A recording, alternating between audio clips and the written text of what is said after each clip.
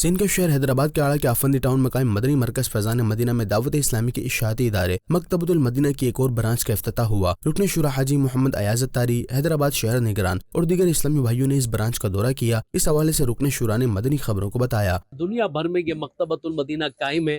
ہمارے حیدرآباد میں بھی ماشاءاللہ مکتبۃ المدینہ پہلے سے ہی قائم تھا، اور یہ زبردست انداز میں کتابیں، لٹریچر عام کر رہا ہے، لوگوں تک پہنچا رہا ہے، اور اس کی ایک شاخ کا نیا افتتاح کیا جا رہا ہے۔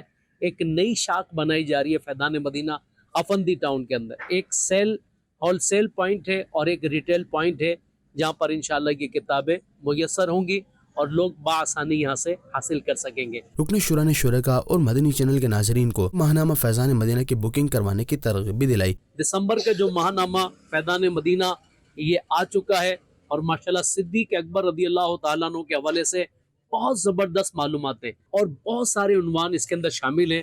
تو یہ ماہنامہ کی بکنگ آپ نے نہیں کروائی تو یہ بھی جلدی کروا لیں، تاکہ ماہنامہ آپ کے پاس آتا رہے۔ حاجی محمد ایاز اتاری نے اسلامی بھائیوں میں رسائل تقسیم کیے اور دعا بھی کروائی۔